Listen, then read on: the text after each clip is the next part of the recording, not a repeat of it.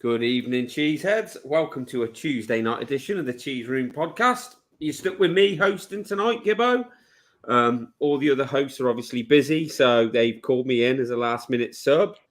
We're here tonight to talk about our fantastic 4-0 win over the Villa at the weekend. But before we get into that, let's introduce who we've got here. Obviously, all the way from Vienna, first of all. HG. How are you, HG? All right, mate? I'm doing good. I was just checking the score in the awful game that's being played tonight that we're not talking about. I didn't realise they'd scored. Arse. But otherwise, I'm all right. It's the weather's pretty British right now, which sucks. But makes me a little bit homesick. You know, driving Really? rain and wind. You can't be beat. But no, I'm all right. It can well be beat, HG. Nice to meet you. And down in the bottom, guy who I saw on Sunday at Villa Park, Steve. Nice to see you again, mate. How are you doing?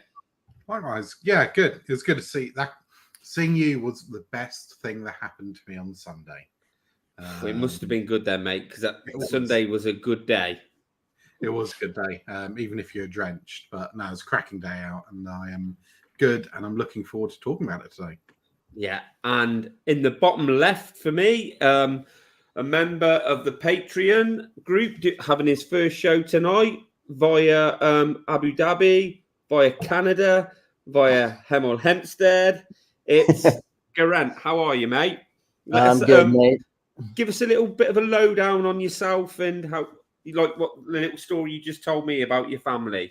All right. Well, you might be wondering how a Welsh Canadian ends up supporting Spurs. It's because his mom is one of 11. Yeah, and they're all Tottenham supporters. And so, August 15th, 1971, when mom had her son, I became a Tottenham supporter, and that was it. And it's much easier now with the internet to follow it, but back in the early days when it was, I'd have to save up and buy a newspaper from the UK the following week to read match reports. So, wow. Yeah. And he must be absolutely buzzing to come on here and talk about it because it's 1 o'clock over there, isn't it? Yeah, that's okay. It's Ramadan. I don't start work till later, and I have shorter hours this month, so it's all good. And you've got a good stash of Red Bull.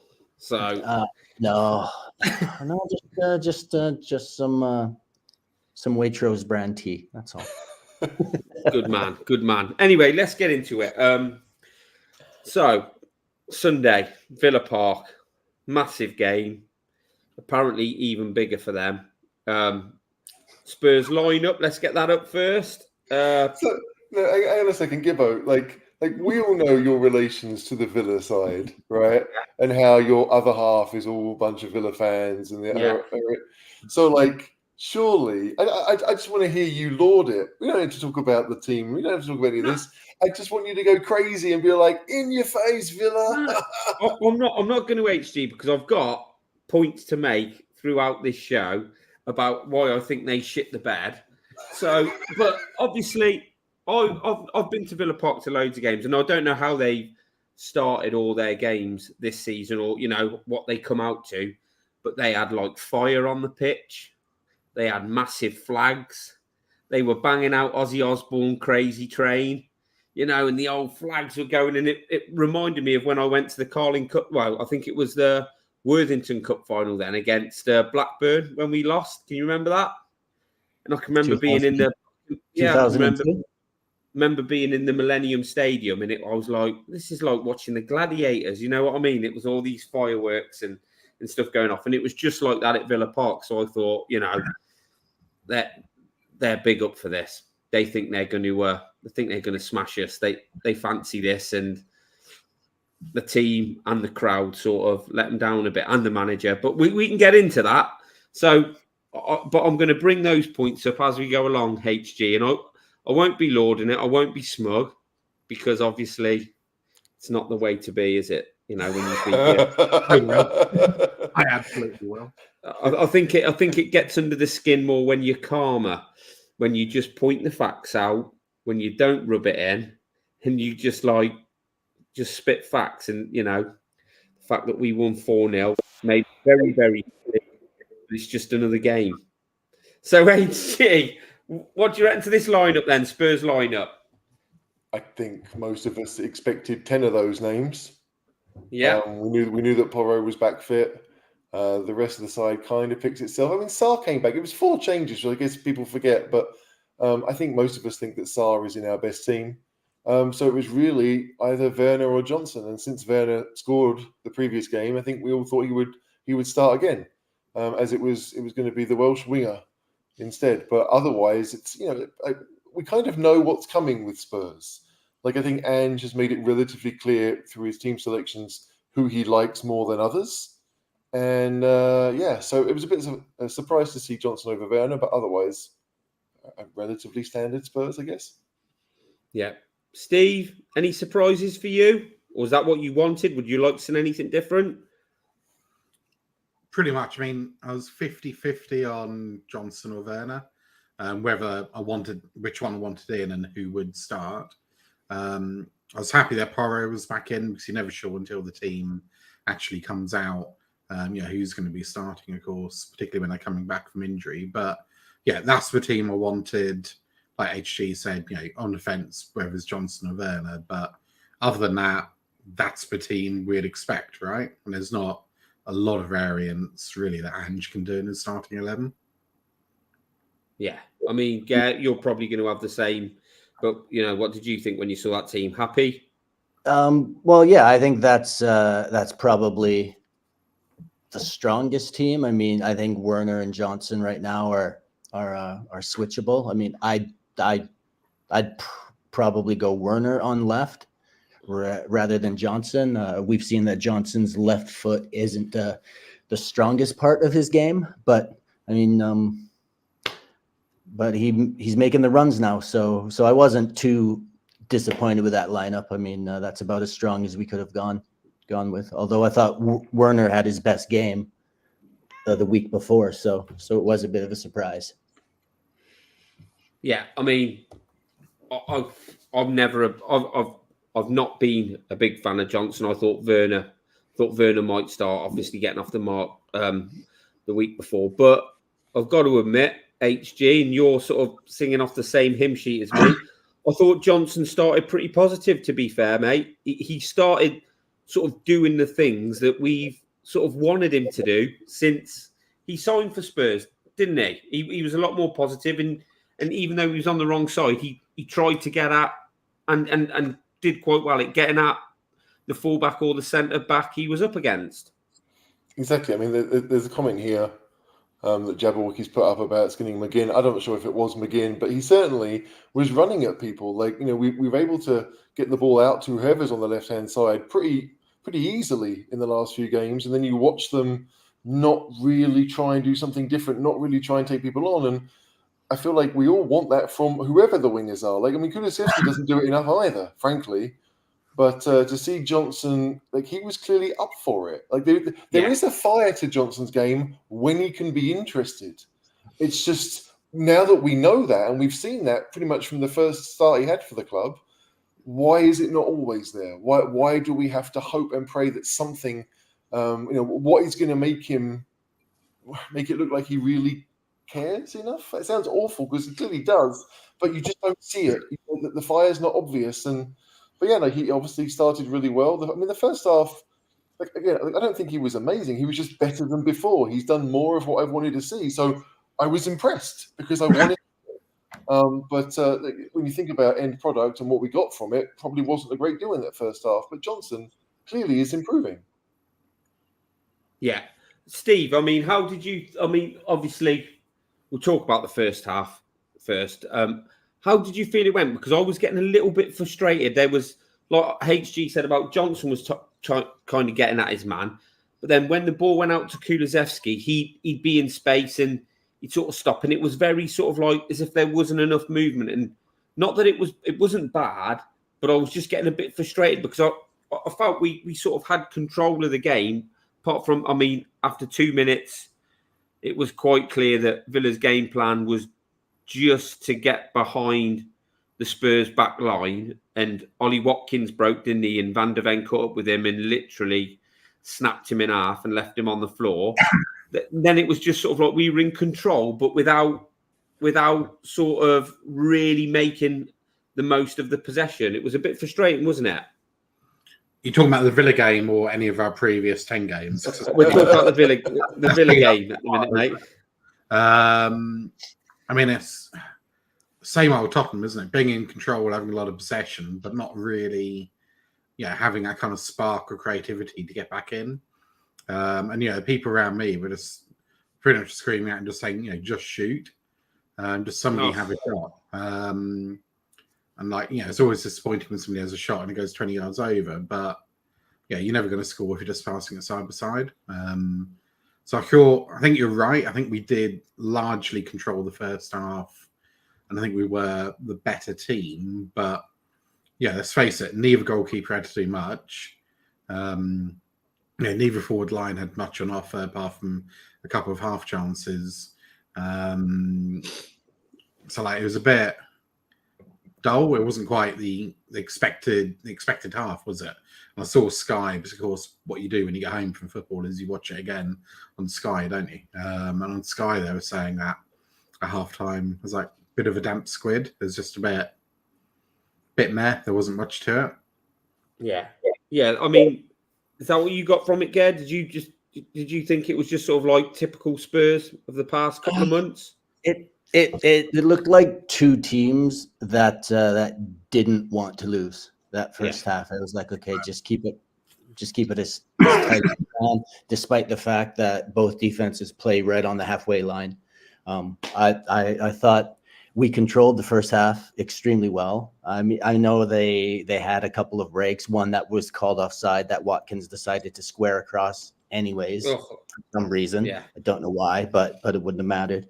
We and the few times that we did break, I thought we held the ball a bit long, or the runs just weren't there. But it felt like I felt calm watching it. I was like, okay, we're not in any worry here, and I think that's because of the 5-3-2 that Villa decided to play, not their usual more attacking style for whatever reason. But maybe we're going to come up on that a little later, because I know H loves to pick at a five at the back.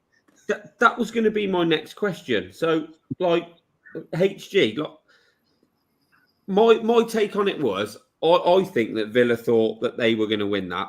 I think they thought we're good at home. We've got a good team. We've beaten them before.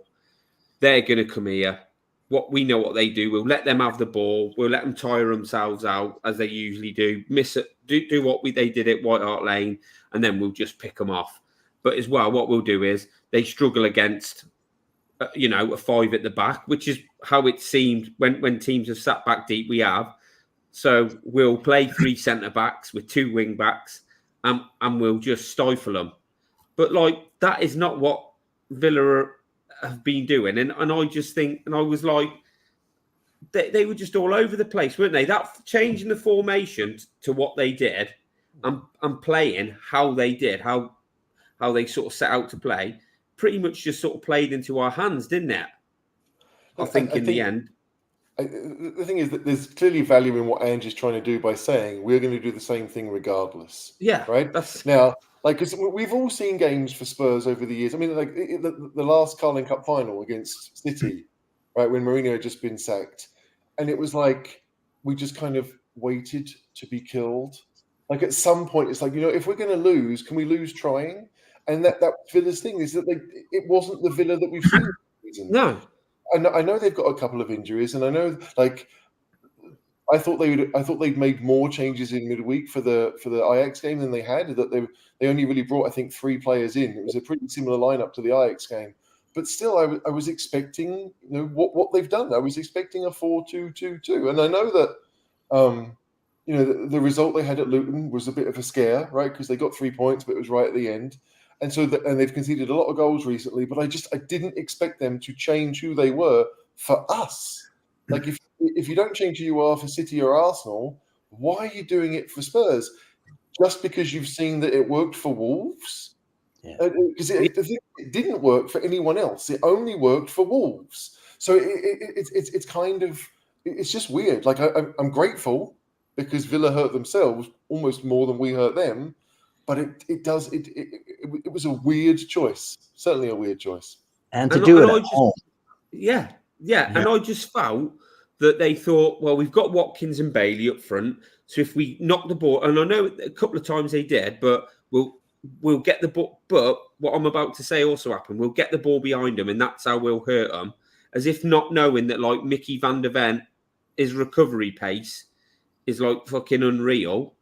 And that seemed to be the only game plan they had.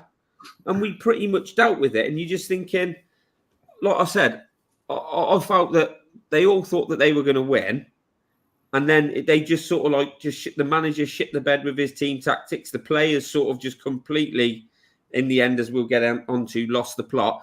And I think the fans, all of a sudden, it just sort of like, because there wasn't a lot of noise. I mean, Steve, from where you were sat, so I was obviously in the away end, so I could hear the away fan. I could hear us all singing. But Villa Park, every time I've been there, it's always been quite loud. They've always been quite vocal. And considering the game it ended up being quite flat in that ground, didn't it, from them? After about empty. That was more. I mean, that's what I was going to come on to. I've been to Villa Park lots of times. I've been to lots of grounds where Spurs have won and the game's been over with a long time left.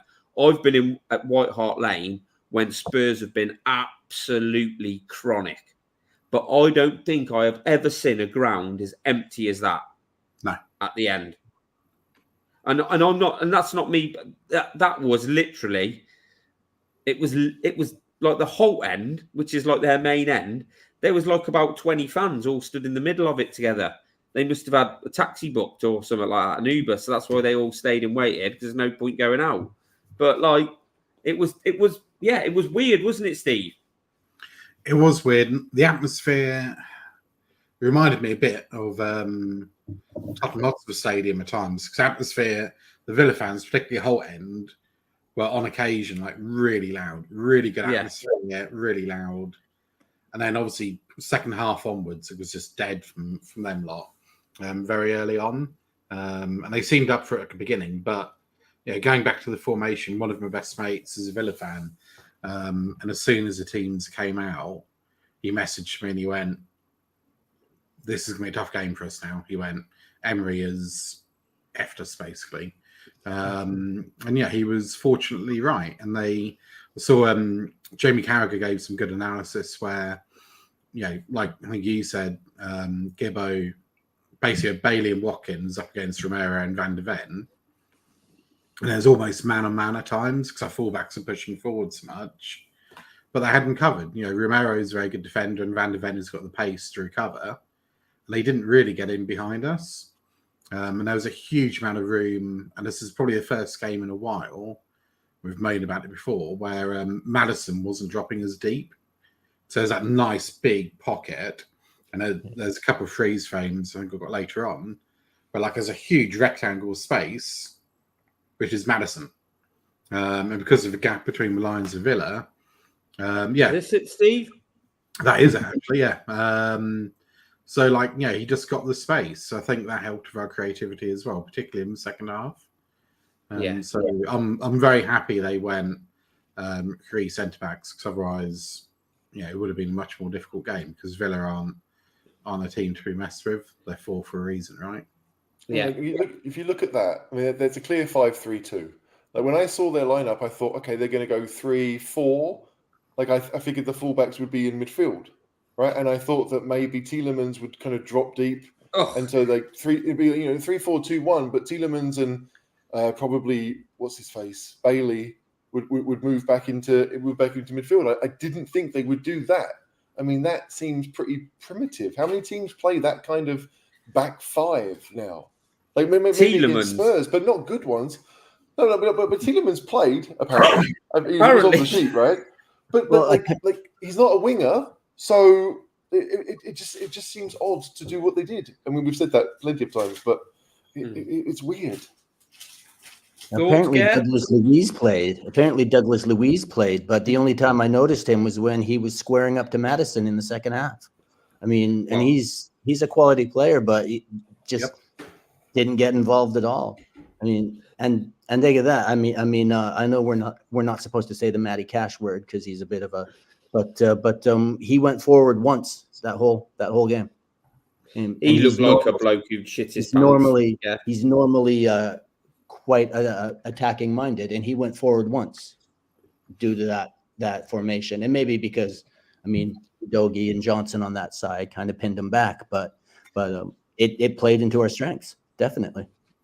Yeah, I mean, and the frustrating thing was, like Steve, you said, I think as the game wore on, Maddison found those pockets of space. Yeah. I don't know what you think, H, because in the first half, that it was we had the ball and we had possession, but it was really stodgy. There was one point, and I was like sat in the top tier, so I could look down, and our three midfielders, you could have thrown a blanket on them. Yeah. Just thrown a blanket over the three of them. Like one had the ball and was driving forward, but the other two were like next to him. Nobody was running past the ball. Obviously, Kulusevski would come to the ball and then come back with it. Johnson was, to be fair to him, attempting to go forward, but like, and that was the frustrating thing. But you know, like we have to be better at that. Like clearly, Yeah. I understand that it's what Andrew's been in charge for 9 months now, 8-9 months. Yeah. But like they have to know that they can't be stood next to each other. Yeah. I mean, that's pretty basic stuff, and I'm sure they do know it. But be aware of where you are. There's no point running towards your teammate. There's never a point to do that. Like in I guess in football, you hope that your teammate is going to be good enough in a 1v1 to beat his man.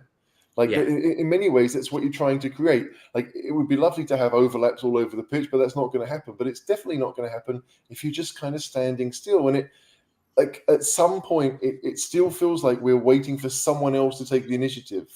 Like that's what annoyed me so much about Johnson in the last few months, is because it felt like if I make the run, then the ball might come to me. But I don't really want to make the run unless I know it's going to come to me. And it just says, no, like you have to function as a team. Like Bissouma, we know should sit. We expect him to sit. But that means that Sarr, and frankly, like he doesn't really make those runs, especially when we've got possession of the ball and we're in their half. There's not much area for him to run into, but he has to make those runs. We have to give defenses things to worry about, because if we don't, you see the first half that we saw. Like I think that the first half, I mean, XG, we all know what it means, but the XG stats were, I think Villa had like 0.6 and Spurs had like 0.02. Like we'd had all that ball and we'd done nothing with it, and the team has to function better. Like I don't want to think that we've decided we're going to keep it tight for 45 minutes and then attack, because if that doesn't work, you've only got 20 minutes to try and solve it. It's not really what I think Spurs should be doing. Like if we want to be one of those top three teams, that's what they do. Like Arsenal have been up 4-5-0 at half time recently. We can't waste the first 45 minutes like trying to suss the opponent out. Like let's just go for it. Yeah, I mean, Steve, it's strange because it's as if we're trying to score.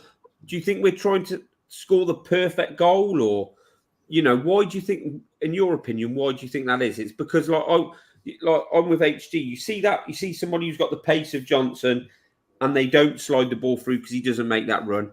I don't think Kulusevski is going to do that because he hasn't got that blistering pace. But the ball was coming into him, and immediately his first touch was to bring him back inside, and then lay it. And then Porro didn't really go round the outside. Udogie was making inroads in towards the middle of the pitch, and it just all became stodged up a bit, didn't it? And I mean, we'll come on to the second half and how those goals came about, but you know, why do you think that is? Do you think that's the mindset of the players? Do you think that's what they've been told to do? God knows, to be honest, I know it's infuriating. I don't think it's a confidence thing. No. And Ange doesn't strike me as the type of manager who's, you know, telling people to walk it into the back of a net. You know, he's relatively gung-ho, right? So I can't imagine he's telling the players not to be shooting, but I don't understand it. Like I don't know the stats, but I'm sure we pass it across the opponent's box more time than any other team. You know, the amount of times we see it going backwards and forwards, you know, the other team's penalty box is unreal. And I didn't realise it was that bad actually in the XG in the first half. Although I've just had a look on BBC, Aston Villa had 10 shots from a game. We had 9, but I can't remember 10 shots from Villa. They only had 1 on target, but so maybe just peppering a goal with shots isn't the answer, but I think where the difference is there's a thing with just shooting for shooting's sake, but I think we're all sort of know a little bit. We sort of know enough on here that when you see that opportunity, when you've got someone like Son and he can strike a ball, sort of, and you think, go on, hit it, take it early, and then it's like stopped. And the same with Maddison, really, because Maddison's and they don't. It gets frustrating, doesn't it, Gare? Do you know what I mean? What do you think that's down to? What's your take on it? Well, I was about to say I can't remember the last time we scored from outside the area. I'm honestly drawing a blank right now. And as you say, we've got Son, we've got Maddison. Porro likes to hit a ball. Kulusevski, when he's on his left foot, can hit a ball. I mean, we've got the players that can do it, but for some reason, I don't know, and I don't think it's an Ange thing because Ange has already told them, hey, if you make a mistake, that's all right. We keep going. This is the way we play. So it can't be an Ange thing. I just maybe they're trying to walk it in to score that perfect goal. I mean, it can get frustrating. But then I saw a comment on the chat when Kulu had the chance to slide Son in and he took a shot instead. It's like, that's the wrong time to shoot. So, yeah. We'll never be happy, will we? So HG, like, we did start getting the better of them towards the end of the first half. Like, I think Maddison sort of said that they could feel that they were tiring and Ange said to keep going at them. So, but we go in at half time, 0-0. And I'm thinking then, I put it in the group, look, I don't think Villa are shooting towards the second half. We've had lots of play there, not sort of like made any chances, not made the most of it. And I said Villa ain't going to be that bad the next half. So I was like thinking this is going to be tough second half now. What were you thinking when we go in 0-0 at half time? What are you expecting the second half? Are you expecting what we got, or are you thinking, No, I wasn't expecting 4-0. No, so what we got, I wasn't expecting. It's weird. I think at 0-0, I was like, okay, the game's still it's pretty even. Like as I said, like Villa had threatening moments, if not much more than that, and they had more threatening moments than we'd had. So I was hoping that one of those games where the first goal solves everything, and like we've just lambasted Villa for being defensive in that first 45 minutes, and then our opening goal comes from the fact that they're pressing high up the pitch and they left gaps behind them that we were able to exploit. So it's weird, but you'd expect Villa to do what they do best, which was to press high, and they didn't in the first half. So second half, I was hoping that we'd have a more open game. I was hoping that Spurs would come out on top. I certainly never thought 4-0, but the first goal, it was nice, wasn't it? Yeah. I mean, I just wanted to sort of get what Steve was thinking at half time. Were you thinking how the second half was going to pan out, or do you think, that's a lovely little fish and chips they've put on my table in the director's box? That was full time. That was full time. No, I didn't really know what to think at half time because we've been there before, so I wasn't unhappy, but I wasn't happy, and I was really on the fence about what was going to happen. So I was kind of, I was a bit on the fence really. I was hoping Villa would tire after their European game Thursday night. And my Villa mate, he messaged and he said this is either going to be 2-2 or 4-0. I was like, to who? And he went 4-0 to you or 2-2. So for some reason, he was confident there's going to be 4 goals in the second half. Again, he was right. I might get him to do my betting actually from now on. So a bit disgruntled, but not unhappy, I'd say. But how was the fish and chips? Looked lovely. Banging after the game, yeah. It looked lovely. He sent me a picture. We had a little chat across the stadium, didn't we, Steve? We did. Yeah, I couldn't see it. Well, we were just complete opposites, weren't we? I was in the stand with the drizzle coming down, and you were across in those nice, comfy seats with those heaters over your chairs and everything. Yeah, I was going to say, I'm not surprised you couldn't see each other. I mean, it looked fairly It was miserable, wasn't it, Steve? out there, yeah. Well, I definitely couldn't see you before the game after all the bloody smoke. Yeah, So you couldn't see across the pitch. All smoke. No. From it's had fireworks as well as I think. Oh yeah, yeah. They had. Fire. It was like proper fire, wasn't it, Steve? Massive flags, Must have massive warmed you up, game, dried you out. massive game. But Gav, what about you? So we go in at halftime. Are you thinking Villa can't be this bad second half? I'm thinking just give me another 11 minutes of ecstasy at that point. I mean, because that's basically what we've done the last few months. Just a solid 10 or 11 minutes of what this team can actually do. And then I was like, okay, that should be enough for my prediction was 2-2. Sorry. I just thought that Villa score a ton of goals.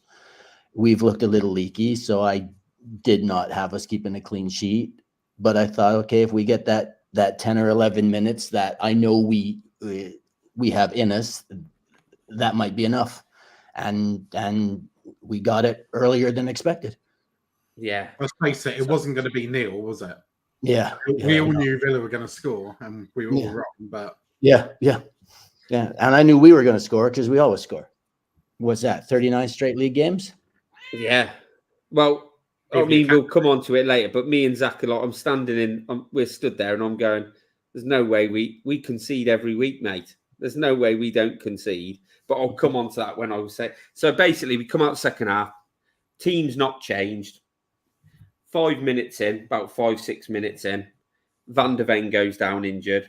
So my message, we've got a group, me, my father-in-law, who is a massive Villa fan, but he listens to Talk Sport. He drives for a living. He listens to Talk Sport. And it absolutely boils his piss that they don't talk about Villa and they were bigging up Ange Ball at the start of the season. And I'm like, well, it's a London radio station, mate. You know, it's like listening to our Tottenham podcast. You're going to get Tottenham views if you're listening to Talk Sport, mate. And it really boils his piss. Yet he still listens to it every day. So we've got a group which we call Talk London Lovers Ange Ball. Van de Ven goes down injured. And I said, I put on here on the group, that's us fucked now. That was at 14:05.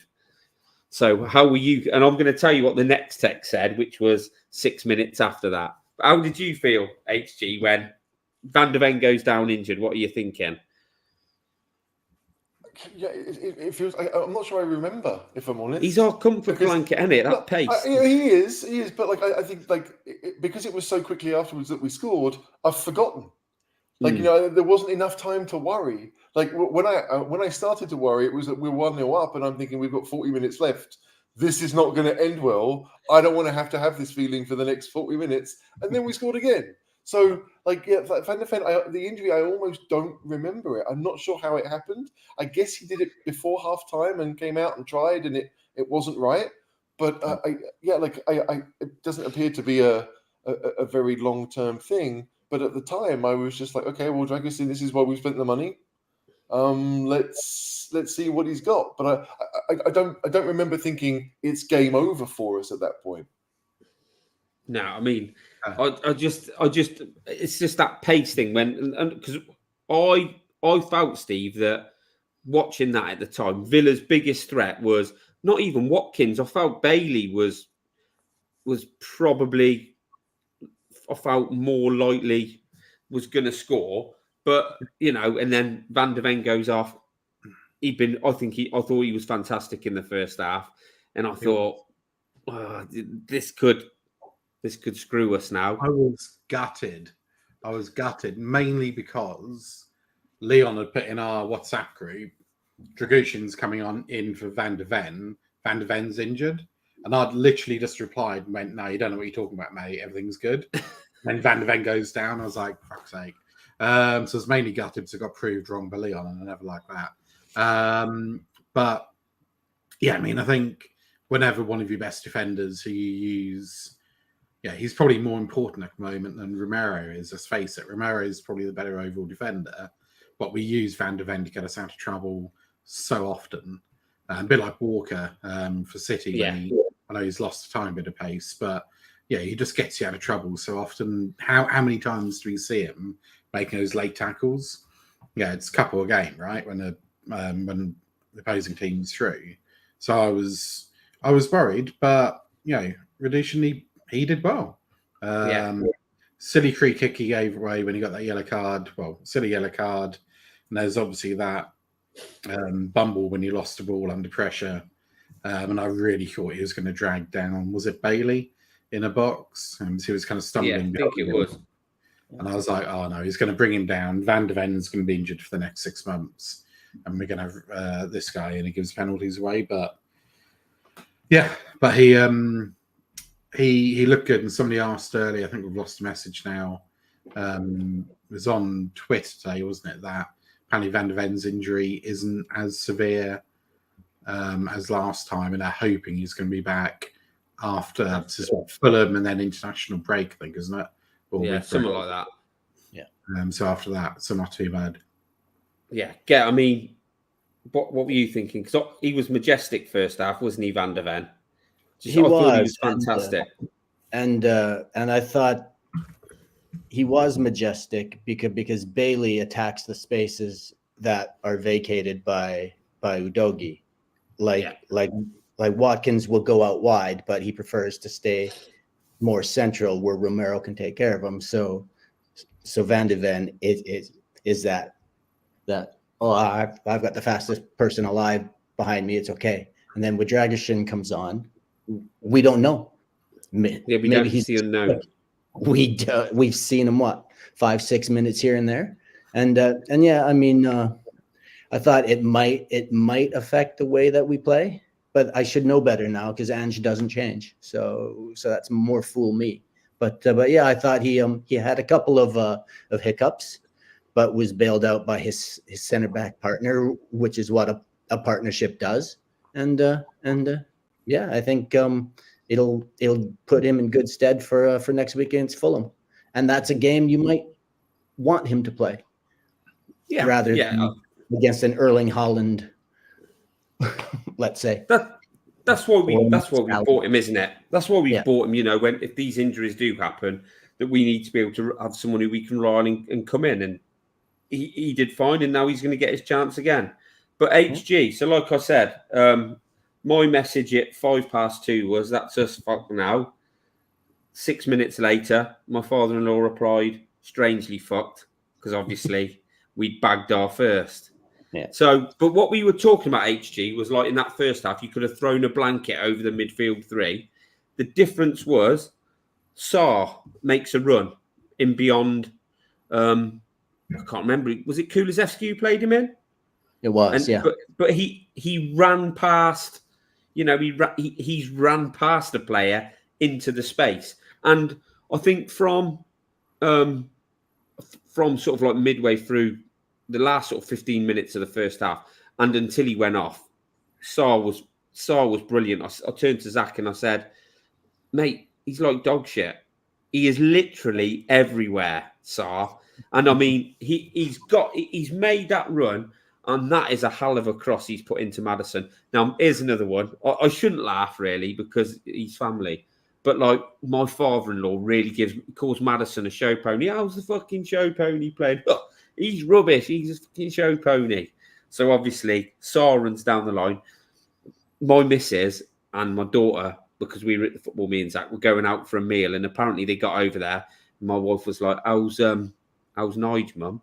And she's like, "Oh, he's in there shouting about the show pony or something like that. He's in there going, fucking show pony score. They let the show pony score." I'd have loved to have had a camera on the wall. Like, it is comedy gold, mate. Listening to him, it is comedy gold. But yeah, he crosses it to the show pony. Inch perfect, wasn't it? Fantastic goal. You're on mute, mate. Yeah, it's the best pass of the game, the most important pass of the game. Like, I just think it's interesting that like Villa had gone to press up high. they kind of got the ball. I think it bounced off McGinn, and then we were able to take advantage. Like the ball was played out to Porro, who then played it first time into Kulusevski, who was making the run, and we were able to break away. Like if you see it here, if you go back. Yeah, I'm trying to find it, mate. There we go, that one. So Porro's just played it into Kulusevski, and Kulusevski, by running with the ball, takes those 3 players out of the game. And like it's a simple ball around the corner. In fact, I think the defender gets a touch on it and kind of diverts it a bit wider.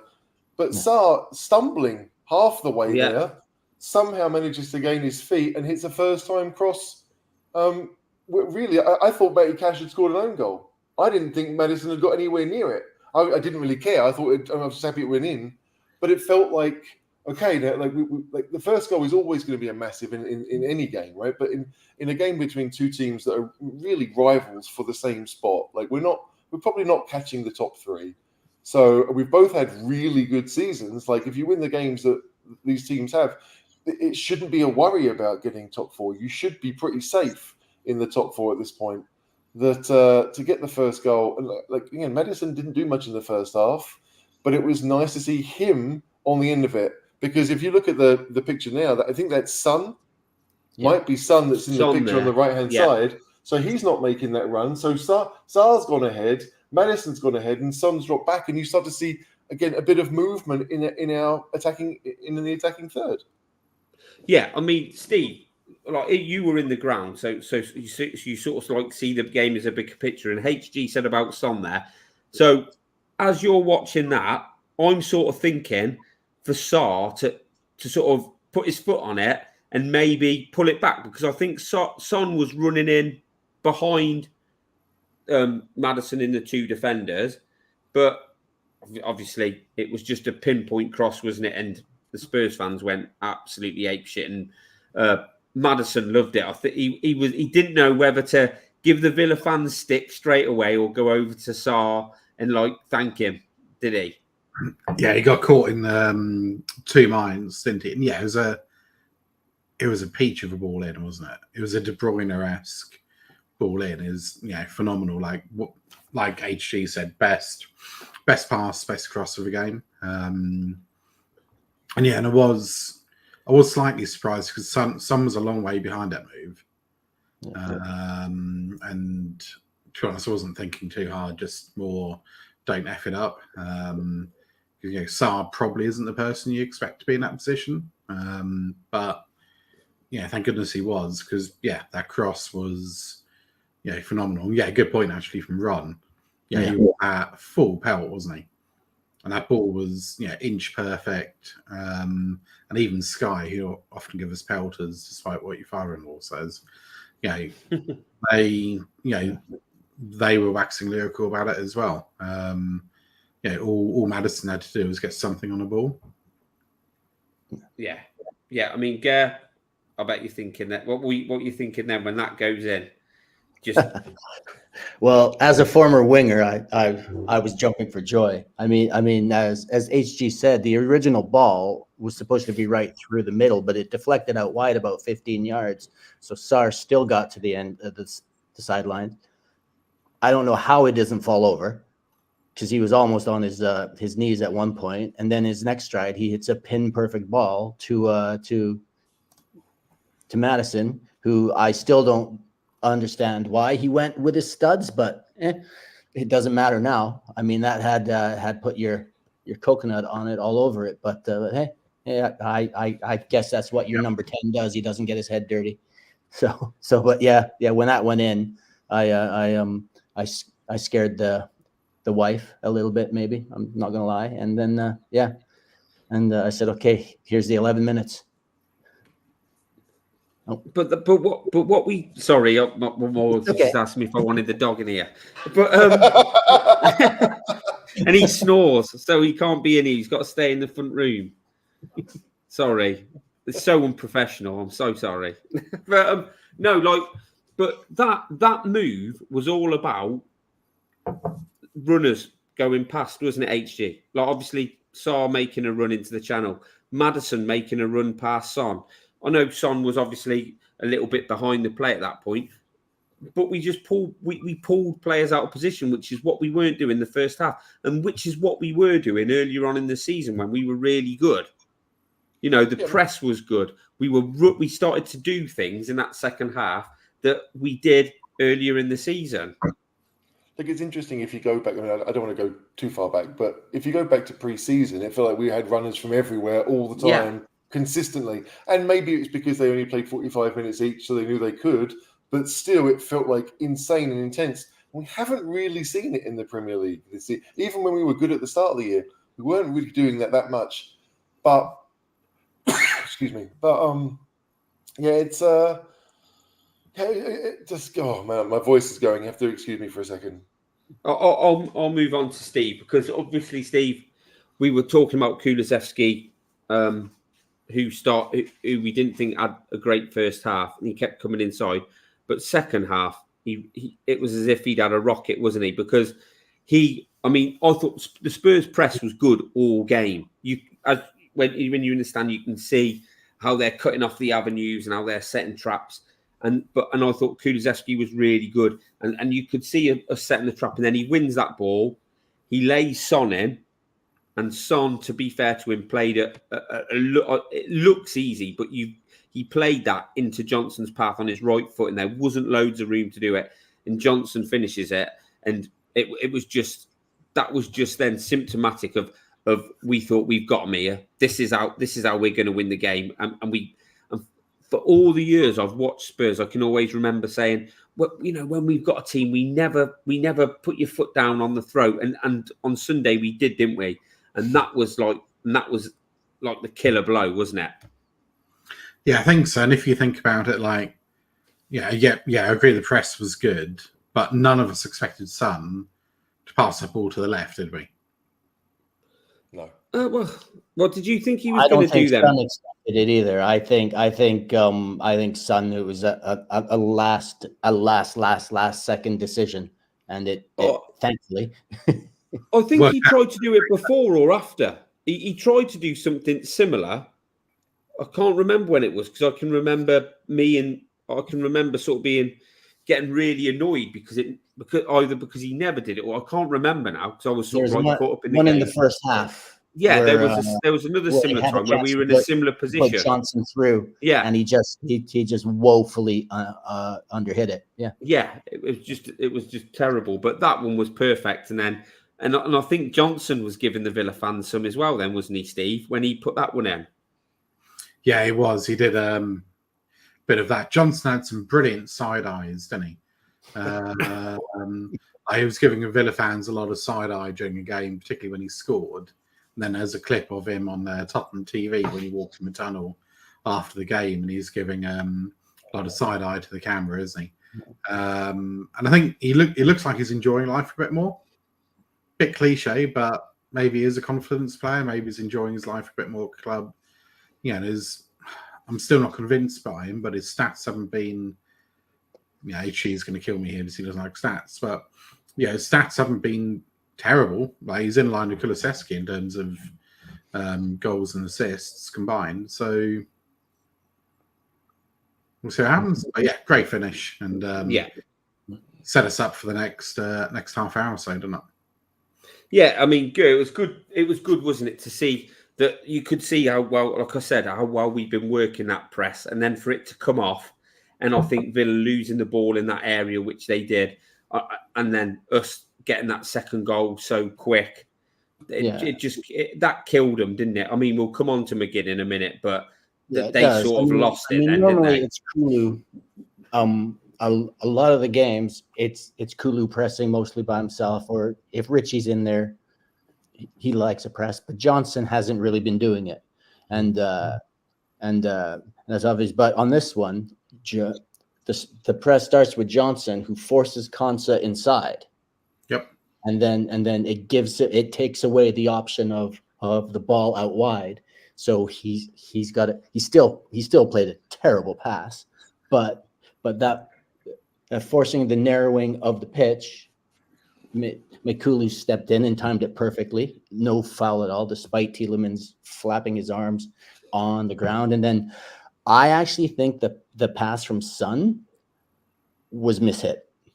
I don't think he plays that pass as well as it comes off. And because of that, it forces Johnson to open his body, which was a good thing because it meant he only had one choice to hit the ball. If he gets that ball flat in front of him, I think his mind starts racing. Do I toe poke this? Do I lift the keeper? Do I do this? And so I think the pace of that pass, because it was a little slower and you have to open up the body, I think that helped the finish. I'm shoot. No, mate, that's fair enough. It was he sort of Right. I mean, I also thought just Son held it. Just I was concerned that Johnson was offside because I thought that ball could have been played to either side a second earlier. He waited. Yeah. He waited, didn't he? But yeah, and I'm like, oh no, great finish. Great finish. Yeah, great finish. HG, hopefully you feel now you've just got over your little coughing fit, mate. What did you think of that second goal? I mean, it all comes down to the press, clearly. Conce's he's a decent ball playing centre back, but he doesn't have many options. I mean, the Villa players weren't really helping him out. Conce's a Spurs fan, so I quite liked it, to be honest. I'm like, part of me was hoping that it was like, oh, accidentally I passed it a little bit out of your reach, Mr. Tielemans. You got bundled off the ball. But yeah, 3-on-1, you'd expect Spurs to score. And I really thought he should have played it earlier, just as Geraint said. And I thought it was going to go Kulusevski's side because that seemed the obvious choice. Yeah. And it's not because I think Kulusevski's a much better finisher than Johnson. I don't. I just thought that was the obvious choice at that particular moment. Like he's looking that way, he's facing that way. The goal is to that side, really, and he goes back on the other way. So, I mean, it doesn't matter now because it worked out. But at 2-0 up, I mean, we'd gone from 0-0. I was panicking at 1-0 thinking, hang on a second, I don't want to have 40 minutes of this. And then so suddenly to be 2-0 up, I'm dancing in the bedroom watching it. I'm thinking I've got, my daughter and her best friend are around and they know that when I scream, something good has happened. So it was great because at 2-0, I was like, 2-0 is a dangerous scoreline. Rubbish. I thought we had them then. I really did. At 2-0, I thought they might score one, but I think Spurs will hang on flukily, but maybe they'll hang on. I didn't think Villa were going to score two because of how they've been in the first 50 odd minutes. Yeah, and I mean,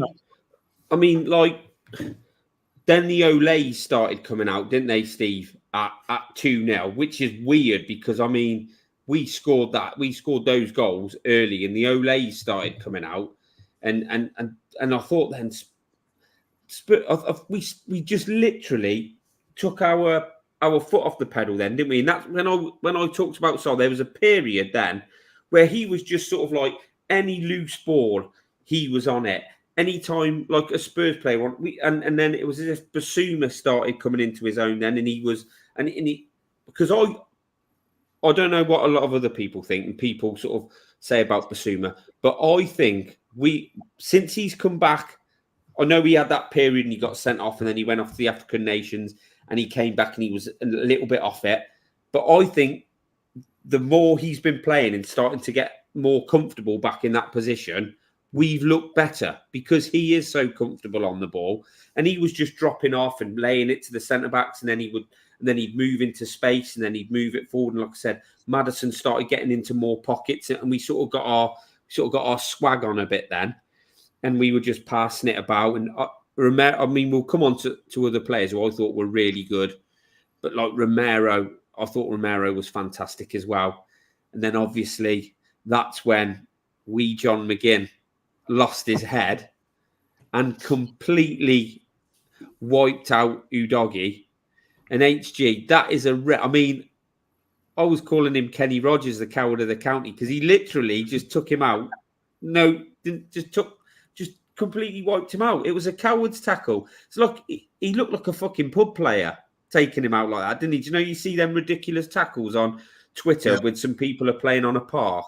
That's exactly what he did. I mean, he made himself look an absolute mug, didn't he? Pathetic. Watching it live, because of the camera angle, because the camera was right behind him, I didn't realize how serious it was initially. I just thought, okay, he's clearly tripped him. He's clearly not gone for the ball. It was clearly frustration, but I didn't really think it was as bad as it was. And I had, I think, Effinikoku on Kokoms, and he went, "That's a red," straight away. Yeah. He went, "That's a red," and I was like, "Oh, okay, it's a bit surprising. It would be good if it was." But even then, I didn't expect it to be a red. But clearly, the referee was told that it should have been because he took a little bit of time before giving it, and then it is game over. Like, I didn't see Villa coming back with only 10. McGinn's a very good player too. It was just surprising. Like, I know that he bigged it up before the game, and he obviously felt the pressure of being captain, and he wanted to do something, but that's not how you turn things around, right? Like, you don't just whack someone from the side and think you get away with it and think, okay, now Spurs won't be willing to attack anymore. Like, I will say this, I think until that point, Udogie had been our best player the whole game. He was fantastic. I wish Spurs had a team of Destiny Udogie, because he can kind of do a bit of everything. He may well be the best all-round player that we have because of just how comfortable he is, no matter where he is on the pitch. I don't know, but I'm so thrilled that we have someone like that, because it wouldn't. He was quality. He is Personally, he was my man of the match, but yeah, he's never going to get it when Son gets a goal and 2 assists, which I get. But I thought Udogie was amazing. But when I saw that tackle, and Gov is going to kill me in a chat, my first thought was, that's a yellow card. And then I had little monitors in the stadium, and I saw it replayed. I thought, that's a red card, and yeah, so it was. But it was a stupid, frustrated tackle to make, wasn't it? I don't think it was player. It was just a pissed off tackle. Udogie was on quite a nice run, wasn't he? It was like, take him out. Yeah, he had already danced by 2 players, and McGinn comes from 15 yards away. It's not like McGinn was standing right beside him. Like, he comes from 15 yards away. Like I said, proper pub tackle where you see, you normally see the overweight lad, somebody like me, just like running like a bloody tank to make that tackle. And that was exactly it. But he clearly lost the plot, because I think you see if you watch the video back of that whole thing happening, and I think Ollie Watkins said in his he said something about he said something about it. And I'm thinking then that they knew he'd gone. And I think you see Konza pointing to his head to say as if you've lost. And I think the whole situation, if you take a look at the players around it happening, I think they all sort of knew, we've lost the plot here a bit. It was a bit like Spurs at Chelsea. Do you know what I mean? When Spurs shit in the bed against Chelsea like we usually do. Which time Spurs at Chelsea? Which time? Yeah, but that's pretty much what he did, didn't he? Just lost the plot. Yeah.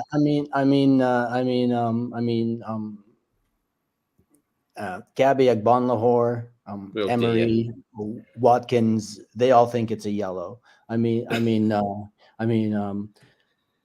To kick a guy that hard he wasn't going for the ball.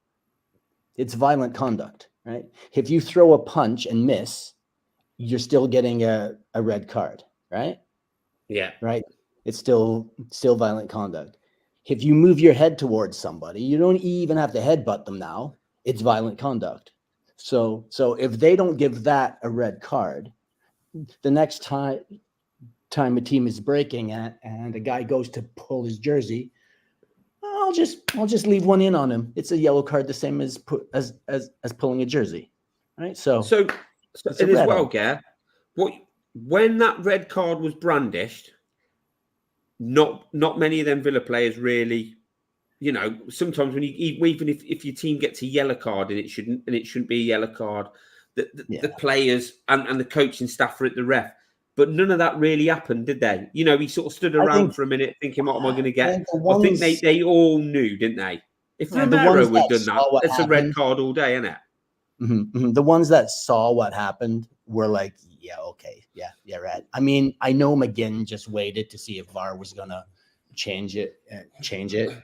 And like an idiot, he just waited there like, okay, the cameras are on me. I'm going to, but no, it was a red all day long. All day, and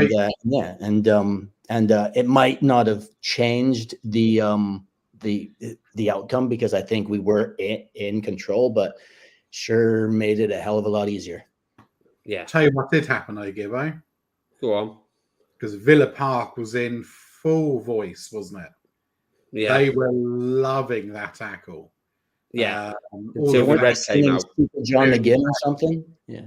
And then when the red card came out, silence, absolute silence. It was golden. Yeah, yeah. That they all knew they were beat then, because that, like, I don't. Hold on. The in shape version or the really fat version? I'd say the in shape version, Steve. Or is it the bank account version? I wish. Yeah, we all do. HG. So I think it was game over then, mate. It was passing about, wasn't it? You know, Dragusin got it in the bollocks by that one cross, didn't he? That was that. You know, that was sort of like a bit of action. And Spurs just sort of bided their time then, and then Kulusevski, a brilliant bit of skill. I mean, Porro coming back in. And I'm not knocking Emerson, because I think Emerson is what he is. And if people expect more from him, then that's on them. Emerson is what he is. But Porro coming back in is just different class. It's just a step up. It's just a completely different player technically. And I think his defending's got a lot better as well. But him and Kulusevski, bit of skill. Kulusevski gets away, pulls it back. Son, first time finish. Fucking unbelievable. What a great finish that is when you watch it. But here's a hot take then, HG, right? Brilliant finish from Son. Couple of good assists. And Son, in clinch moments, that's what makes him the player he is in world class. He's world class. In those clinch moments, I think it was a cross against someone a few weeks ago where we needed Bournemouth and stuff like that, where you just need that player in that position, and that's where he was on Sunday. But I didn't think his all-round game was that good. I don't think his all-round game was that good, but that is a phenomenal finish. Absolutely unreal. I mean, there aren't many strikers in world football that can hit a ball first time off either foot with that ferocity. There are. Yeah. Like, Spurs have been, kind of not lucky, but almost blessed that we had two, because Kane could do it and Son could do it. But if you think, Haaland can't do that, do I really think that Mohamed Salah could do that with his right foot? Maybe, but first time, I'm not so sure. It's incredible that he's able to. Obviously, he is right-footed, so it was on his good side or his better side or his more natural side, however you want to phrase it. But yeah, like I'm just happy that Spurs actually went for more goals, because we had a few half chances, and there was I think saw one comment earlier like Kulusevski could have played Son in and didn't and blasted it over the top. And you had this understanding that, like, we could have made more of the opportunities we had. Villa, at this point, were thinking, let's just get the game over, right? They would have taken 2-0. They were happy with 2-0 because at that point, they still had a goal difference better than us. So it made sense for them to keep it at 2-0. They're not going to get anything back, so let's just keep it tight. So I was just really happy that Spurs actually went for something. And getting the third, I was happy with that. 3-0 felt good. But yeah, Son's always been that kind of player where he doesn't tend to get involved as much as maybe you want. And when he's playing in the middle against three centre-backs, it's probably tougher for him to really get involved. But you want Son to have those opportunities. You want Son to be on the end of the things that Spurs create. That's why a lot of people think that Son should be the centre-forward in this Ange side, because he can hit them first time. And if we do end up playing the Ange ball that we saw at Celtic and wherever else he's been, like, first time finishes gets you a lot of goals. So, like, I don't want to say, I don't think anyone played massively well for Spurs. I think Udogie was very good. But I think everyone else just kind of did their job and played their role, and the system won the game, right? Individual quality from Sarr got us the first goal. A mistake from Konsa got us the second goal. Nothing amazing about what Spurs did, really, just a team effort. And the third goal again. Like, it's a brilliant finish, but we've had those opportunities. That could have fallen to anyone else, and we'd have been like, it's not going to go in. But Son has the ability to do that. So, like, I think that's it. Like, I don't feel like anyone was terrible, but I don't feel like anyone was amazing. We dismantled them as a team. Yeah, and HG's right there, isn't he, Steve? Because quite often, like, Kulusevski plays that ball, right position, and I always say about Spurs, what has let us down this season when we haven't been good is that the final ball or the pass which could lead to just a simple cross for a tap in that we don't get right. But that from Kulusevski, like I said, I thought the first half, I thought he was poor. But second half, he was phenomenal, his work rate, and he was just more positive, picking up better positions, like putting that as if he was sort of putting that little bit extra effort into get into space. And I mean, he picks Son out, and that ball before it's going to Son, I think it's not like flat on the floor. It's bobbling the whole way. It's bobbling, and it's Steve, and then it's smashed 3-0. Have that. Yeah, I mean, it was a type of finish where, like HG said, not many players can do it, and I think not many people realise that not many players can do it. I think a lot of people think that's a cracking finish, but like there's not a lot of players in the game who can score that type of goal. Although I do find it quite interesting, really, with tongue in cheek with Gibbo, that you think Kulusevski had a really good second half because of his work rate, but you don't think Son played particularly well when Son's work rate was equivalent, I'd say, for the entire game because he led the press. I do get what you mean, mate. My point was times, but yeah, he led the press really well, particularly in the first half. I thought he did that very well. He didn't get a lot of service, though. No, I think Son's a fantastic player. And like I said, at clutch moment, he proves how good he is. I just think sometimes, he can get away with his passing not being what it should, or making a bad decision, or his hold-up play. Because when the times when you actually need him to deliver, he does, doesn't he, Gare? Like that third goal, like the finish. Yeah. I was going to say that. And on that third goal, I've rewatched the game a couple of times because the setup I have to watch it keeps the games for a while. And that third goal was actually scored from a short corner. We had a short corner on the left-hand side, and we just worked it back to the halfway line around to the other side, and then we scored. I didn't notice that during the actual game, but yeah, we strung together about 14 or 15 passes.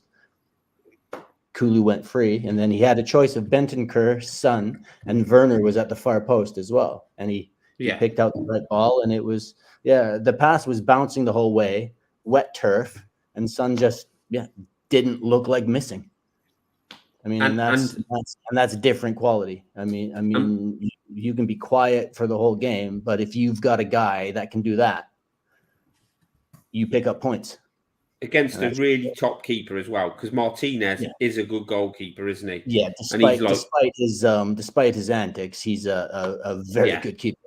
There was very little hip wiggling on Sunday from him, was there? Didn't see much of that. Or the old shoulder shakes or whatever. Yeah, none of that. Yeah, none of that old shit Sunday. He's just a lot of looking at the turf. But great finish. And then HG, your man, Timo. I was saying to Zach, he said, "Who would you like to see score today?" And I said, "I'd like to see Werner score because I haven't seen him score for Spurs." And I know he's a guy that I think HG. He's probably likely to go on a little scoring run now because it is all about confidence with him, I think. Like, that's a first-time finish. I do like him. I'm not saying he's a fantastic player, but there's something about him I like. His endeavour, his effort. I think he is, he does pick up good positions.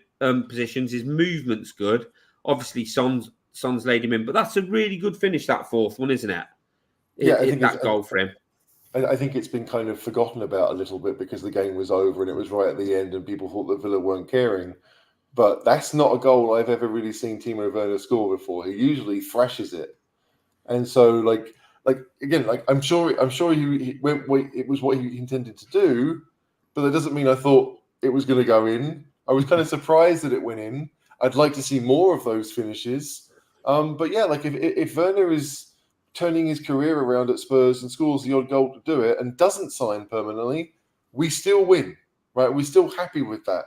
Yeah. But it felt like an extra cherry that I didn't order. Like, this is great. Like 3-0 was pretty good, but 4, I was like, can we play for another 10 minutes? I don't want to stop now, because everyone had their eye in, and half chances were going into easy goals. Yeah. I mean, Steve, I don't know about you. I felt at the end of it, we could have won that 5 or 6, but that was like HG said, that was a lovely little cherry on the cake, that fourth one by Timo, wasn't it? Because I'll come on to it in a minute, but like, what a great sub to be able to make. So I thought Johnson, he looked knackered, didn't he? Him and Son had they ran themselves into the ground among a few others, but Johnson looked shattered, didn't he? He worked hard. He was puffing by the end of it. Yeah. But going back real quick to the Werner goal, we had a really good view of that, kind of on the 3/4, and that was a thing of beauty to see him finish at. We actually scored 4 very technical goals, if you think about it, because that ball in from Sarr, was stunning.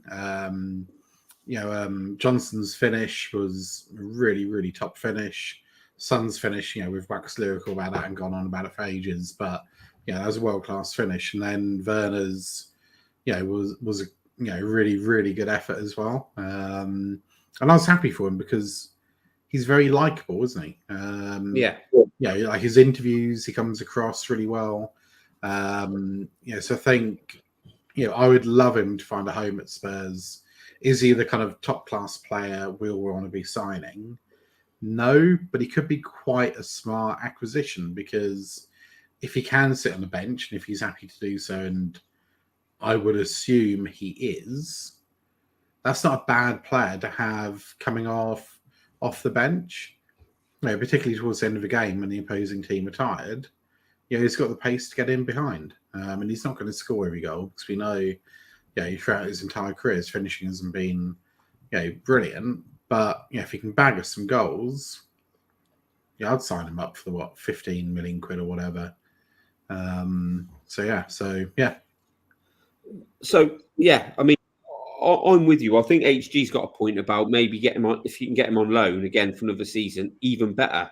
Because next season we're hopefully we're going to have more games, aren't we? We're not just going to have 1 or 2 cup games. We're hopefully going to be in a European competition of some sort where we're going to have. So that's what we're hoping. So mate, I don't know. What do you think of Werner? I mean, he puts one in the net in an empty Villa Park in the 96th minute. Well, when we signed him, we signed him on the Slack, our Slack chat, I put he'll have 8 goal assist contributions in this half season. So I just had I want him to do well. I mean, I don't want him to fail because if he does well, then we won't sign like a better player. No, I want him to do well, because that means Tottenham are doing well. It means if he scores the goal that gets us to 4th, how is that bad? But on his finish, I mean, he was surrounded by 5 defenders. Right there were 5 defenders. If 5 of them can watch a guy just stand there, but he pulls his run back to give Son the easier ball. He opens up, and it was a good finish. It was a very technical finish, as Steve said. I mean, one that we're used to him putting his laces through it and hammering it, but yeah, and then it was also nice that he could finally celebrate a goal, right? Yeah. So that was good. And when he turns back to Son, and I think it's Bentancur, the smile on his face, like the guy's happy to be here. The guy is willing to do the hard yards. So. I mean, give a talk about what. But I think he's on 195 a week or something. That might be the issue. He's on Son money, so that might be the issue with it. Yeah. I mean, Gibbo kind of alluded to it, but like the money that Timo Werner's on, the fee that Leipzig want is basically to cover his wages, right? I mean, that's basically the deal. They know they're on the hook for this much money. Whatever it is, 16, 17 million is 2 years of the contract he has left. Yeah. So to me, why am I buying him out of his contract and then paying him extra when Leipzig probably don't want him back? Do you know what I mean? Like they may prefer to sell him somewhere else, but if he's like, no, I've got a loan from Spurs, I want to stay here, then I'm pretty certain Leipzig will take it. So I understand. Sorry, yeah.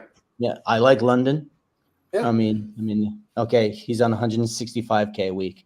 Sorry. That's still a big chunk of change.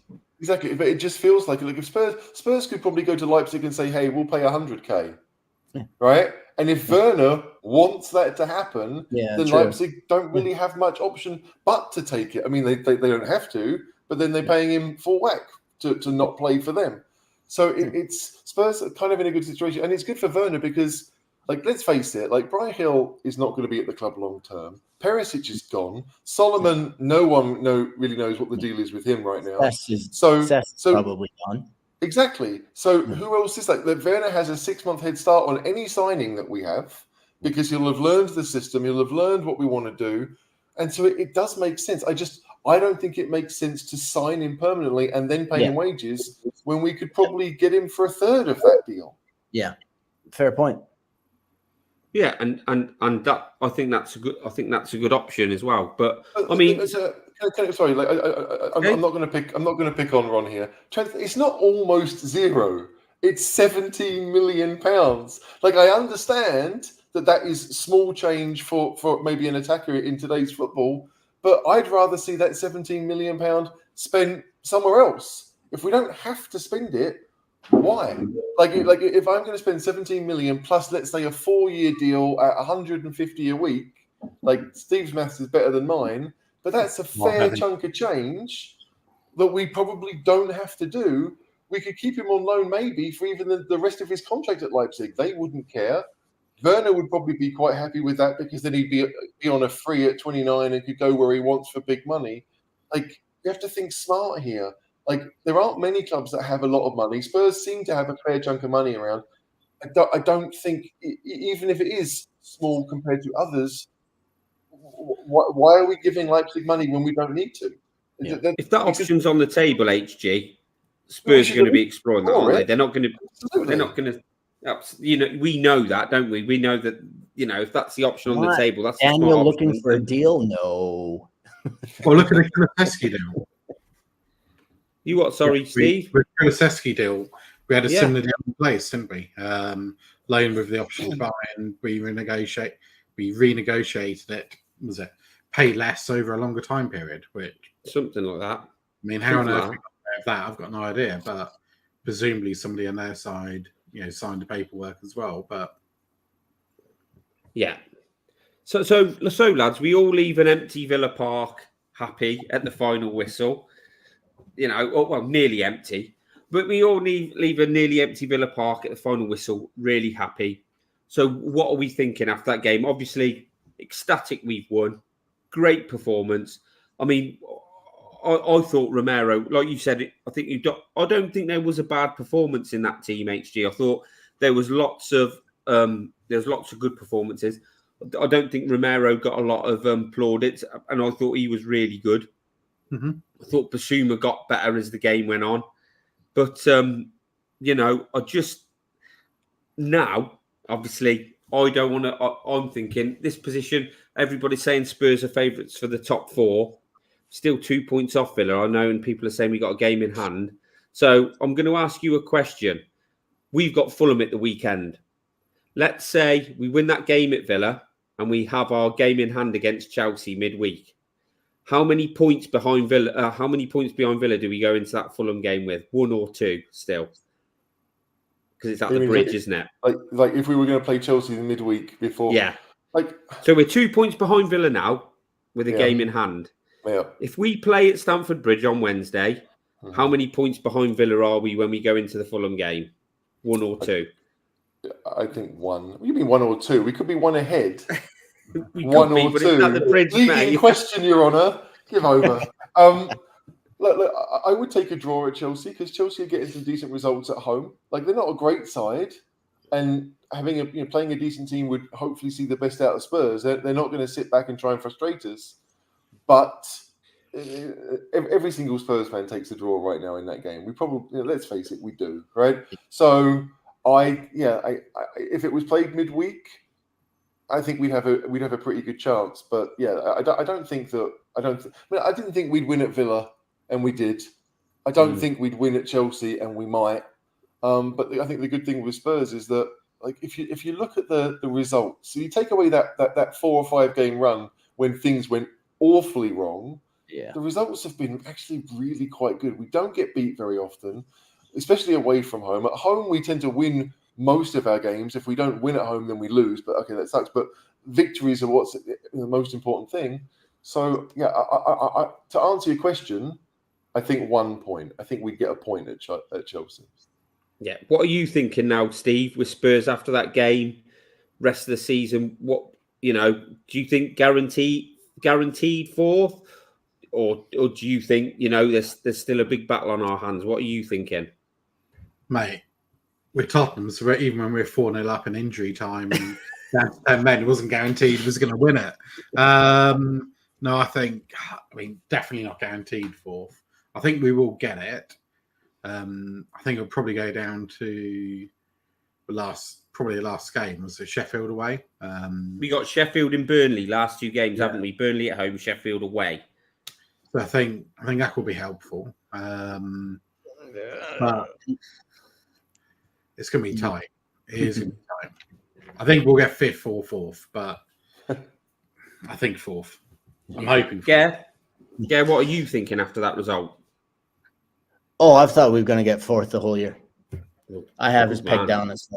I had us pegged down as 4th. I didn't have some teams as low as they were, but I think we'll finish 4th, and I hope it doesn't come down to the final day because I still remember Newcastle.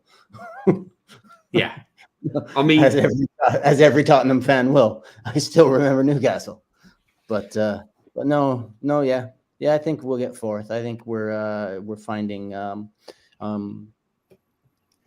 we're getting clinical again. Right. Yeah, we had a patch where we created a lot of chances and didn't take them, and now we're getting clinical again. And if that keeps up, then I very much like our chances at 4th. Unfortunately, I think the top 3 are just too far ahead. But yeah, stranger things have happened. Yeah, I've got the European game on right now that we don't talk about, and it's 1-1, isn't it? In extra time right now. Yeah. Bollocks to them, mate. We couldn't care less what they're doing. Yeah, but I'm torn on that one. As much as I would love them to crash out, the longer they go, the harder it is for them to win the league, and that would just upset me to no end.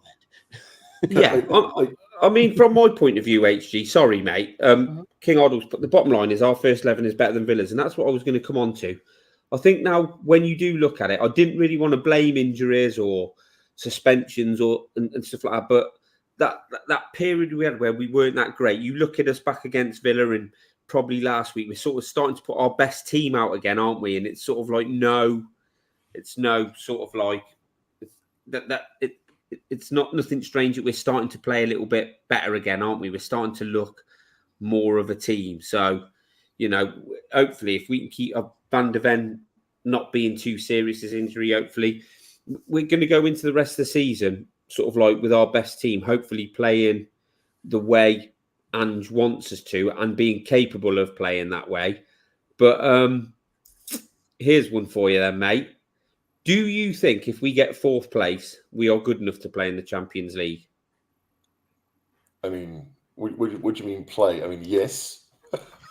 This is the short answer. Yes, yeah, playing. But do you think we're good enough? Do you think we're good enough to compete in the Champions League?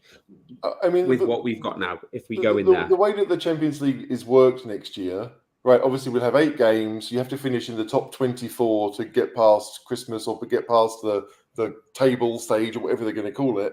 I think Spurs should hope to be in that best 24. We may not be in the best 8 and get a bye, but I think in the next 16, Spurs should get there. But yeah, are we good enough? Yeah, sure. Why not? I mean, we're better than Man United and we're better than a bunch of English teams that would usually expect to be in it. We're not as good as the big 3 yet, but I'd like to think we will be. So it's all about. I'm not really thinking long term yet. I'm still thinking we've got Fulham at the weekend. Villa have got West Ham. I could see us both dropping points. I think it's going to be one of those things where every week we're going to look at those two results as being the most important two things, because I don't think anyone sees us catching the big three, and I don't see Man United catching us. So basically, it's 4th or 5th. In my mind, if we get 5th, England will get that extra. No, England won't get that Champions League spot that we would benefit from, right? But if they do, we'll probably finish 4th, and then it wouldn't have mattered at that point. You know, as weird as it is. Yeah. I'm preparing myself for this idea that, you know, we do everything that we need to do to hopefully take advantage. And, you know, because of Newcastle being rubbish and Man United being rubbish, we actually lose out on something that we could and should have had, or we would have had in plenty of years previous. And it's in our control, isn't it? Which is nice. Yeah. Control. Yeah. I always say that on the group, Steve, you know, when we're going, oh, bloody hell, so-and-so has scored, so-and-so has scored. I'm always like, I'm not worried about the other teams. We can't be relying on, say, Luton to beat Villa or Sheffield United to go and get a result at Man United against, do you know what I mean? We're in that position now, Steve, aren't we? We've got to be doing it for ourselves now, haven't we? That's the only way to make sure we get, you know, 4th or 5th. Preferably 4th, which, like, I know a lot of people love, but like, I'm not going to celebrate. I'll be happy we finish 4th, but I'm not going to celebrate finishing 4th. I want to win stuff. I'll really celebrate when we win, but we've got to do it for ourselves, haven't we, mate? Yeah, we have, and that's a very kind of, that feels like a very Ange philosophy, because I don't think he really cares what other teams do when they're not playing us. I think he's just, we'll go out there, do our thing, and aim to win our games. And that's all we can do. But you mentioned about having good first 11. You know, probably the first 11 we want out there. Even more importantly, we've got the bench we want. Yeah. Yeah. When we had those injuries, you look at the bench. Yeah, some games we had 2 goalkeepers on the bench. Yeah. Whereas now, we brought Werner on. You know, when Bentancur comes back, Bentancur, like Presume and Højbjerg, I know a lot of people don't rate him. You know, he's not world class, but he's a good Premier League midfielder, right? So we've suddenly got a bench, and this has only happened this season, where you go, actually, there's some players on there. If we're not doing particularly well, and we need to change it, we can bring some good players on. And when Richarlison comes back, you're having probably either Kulusevski or Johnson then on the bench, and all of a sudden you've got some really good players who you can bring on. Yeah, good point, Steve. Good point, mate. Yeah, what are you thinking then? So strong bench. Spurs now do it for themselves, or are we going to be relying on other teams? I think you always will get favors from other teams. I mean, it's a 38 game season. I mean, it is in our hands, and I do like that. But we are gonna. It's just the nature of football that we will rely on somebody to do us a favor, and that's fine. I mean, that's football. And as for Højbjerg, he came on last game. He had the best moment of skill in the whole game. I don't know if you've seen the video of him doing pirouettes through past 2 players and then putting the ball through. I mean, I was like, who's this guy? Where did this come from? Yeah. Well, let's be honest. He's not as bad as everybody makes out. He's had it. I mean, he gets a lot of pelters, but the guy just sits down and he does his. Okay, you want me on for 5 minutes? I'll come on and play for 5 minutes. I mean, he hasn't thrown his toys out. He hasn't caused a stink. I mean, would he get into another top 6 side? I think he would. I don't know if he'd play that often, but I think there are several teams that would take him as a squad player. Yeah, they would like his professionalism. But I think we've got what, 11 games left? Yeah. How many points? No. 24 points. Yeah. Okay. Then would that be enough? That gets us 4th, for sure. I think we're going to do a show where HG, aren't we? Where we go through the remaining results and we'll have a little guess and see who ends up with what points for a bit of fun. Is that fun? Is that really fun? If it goes, and I also think they're going to drop the Chelsea game somewhere in that 4-game stretch of Arsenal, Liverpool, and Newcastle. It's going to happen. It's going to be dropped in right there. That will be between us playing Burnley and Sheffield United, I bet. Sky will No, I think it's going to be in that 4-game stretch where it's that makes or break that could potentially define. Fine. It's 84 points. What are you on? 60? Are we on 60 now? No, we're on 53 right now, I think. We're 50. That's some going. He's right. That's 31 points. That's 10 wins and a draw. I guess the draw is against Chelsea away. And we win we win at Anfield. Yeah, for about the 4th time in 100 years. That'd be great as well. Hey, why HG, not? Anything else you want to bring up, or any points you've got you'd like us to? All I want to say is, I don't want to think more than the Fulham game. Yeah. Right? As awful as that sounds, we can sit here and say, yeah, Spurs at their best against Liverpool at their best, maybe we won't have a chance. Against City at home, maybe we'll have a chance. We have no idea who's going to be available when that game is played. Yeah. Right? We get a player sent off, whatever the game is before that run of games. If Romero gets a second, violent conduct red card, he's out for all 4 of those games. Yeah. You just can't do that. I'm interested to know when the games will be. I have a feeling that if City win their quarterfinal, City will just get moved 3 days. It's the City game that they'll move barely rather than stick the Chelsea one instead. Yeah. But I don't. It's all about Fulham. We can't worry about anything else. We've got to go to Fulham and we've got to beat them. I saw a stat today that said that Fulham they don't often win points from being behind. So if we score first at Fulham, you'd like to think we'd go on and win it. But no, we can only worry about Fulham. And then 2 weeks later, we worry about Luton. Yeah. We can't think about April or May or any of those things. It has to be now. It would be lovely if we could all play them on a computer in 30 minutes, just get the games over and done with. Simon. Yeah, exactly. I just Spurs are in a great position in the fact that whatever you think Ange's best 20 is, right now, I suspect Richarlison is the only one who's not fit. And Van der Ven might not be fit for the next game. But again, they're the only 2. We aren't missing major players. At least I can't remember of any other players that we're missing. So it's a pretty good position to be in when you've got a game a week until the end of the season. Yeah. So look, I know it's not ideal to have the 4 big games in a row, and Newcastle away won't be easy, and all the rest of it. But you want to have your players fit, and right now Spurs do generally. Yeah. What helps us, I think, as well is McGinn or McGinn, as I saw somebody. What was brilliant. He's going to miss some big games because West Ham, City, and somebody else is missing for Villa, and he's a good player. He is a quality player. And not just that, Steve. He's out for him, and the guy Kamara, who's injured for him, is a big player for him, and he's out as well.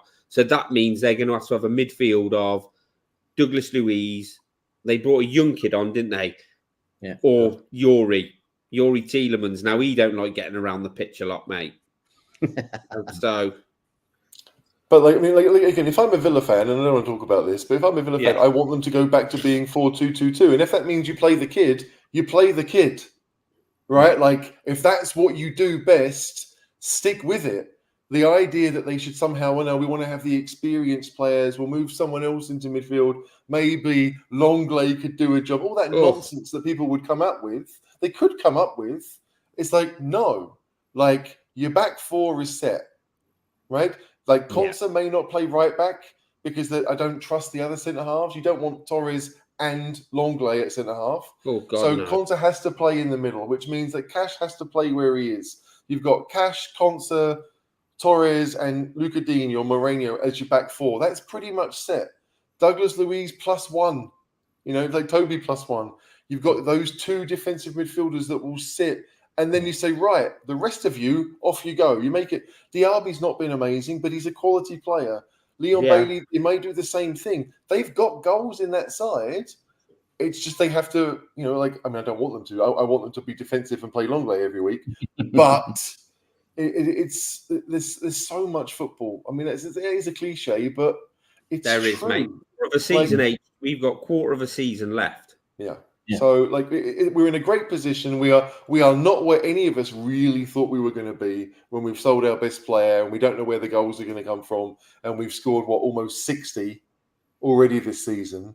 We've got, I think, 4 players who have got more than 10 goals and assists. Was it goal contributions already?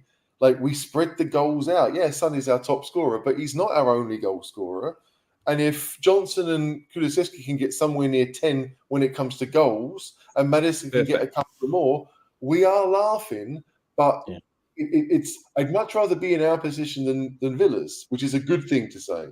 Yep. Yeah. I mean, I had us down in. Sorry, Steve. You say it's gone to penalties. Cantab said gone to pens. You say we've got a quarter of a season left. It doesn't feel like many games, does it? So I was working out and putting a group the other day. I've got more non-football events at Tottenham Hotspur Stadium to the end of the season now than I have football. Yeah, so it's stacking up. It's there's not many games left. No, but we are in the running. Guys, I'm going to say this openly. I want to watch the penalties and not be on the show. Is that all right? Steve is ahead of me because he knew it had gone to full time and I still had 20 seconds left. So can we end the show? Yeah, and they're still playing on my screen. There you go, right? So thanks for coming on, mate, and making your debut. Sorry we've got thanks for having me, guys. I thoroughly enjoyed this. Thank you. Yeah, and obviously HG. You want to go, so thanks for coming on, mate. Really appreciate it. We don't have to end it quite so quickly, but yeah, I don't want to be caught on camera watching Arsenal win, and in blinding. I don't want Diver to know before I do, so I can't do it. But it's been fun. Spurs had a really good weekend. It's been a really good time. It's great to have you on the show with all of you because we all get on pretty well. Geraint, you're brand new, but you're just as good or bad as we are. So thanks for coming on. Thank you very much. And I will say one thing. I'm glad I'm on after a 4-0 victory and rather a 4-0 loss. Should have came on at the end of last season, mate. It was I may joy. not have woken up from my nap if that was the case, because it is 2:40 a.m. here in Abu Dhabi. So, oh my gosh, we're gonna let you go and get your head down. And fair play to you, mate. I gotta watch the penalties now. Yeah, I have to. I mean, it's another 10 minutes, 20 minutes, no big deal. And Steve, it's lovely to see you in cheeky face again. Cool first one. Good to see you over the weekend. And it's good to see a 4-0 win and like I said, actually discuss something that's good. Yeah. So lads, all there is to say, I want to say thank you to everyone who's watched. We had about 120 at one point, which is fantastic because there's been so much content put out about this game already. So thanks for tuning in. And thank, all the usual shit. Hit like, subscribe, helps our channel grow. And all I want to say is, obviously, is it Porto Arsenal are playing? Because I don't really care who they play usually. But I think so. Yes, all I've got to say is, come on, Porto, and come on, you Spurs.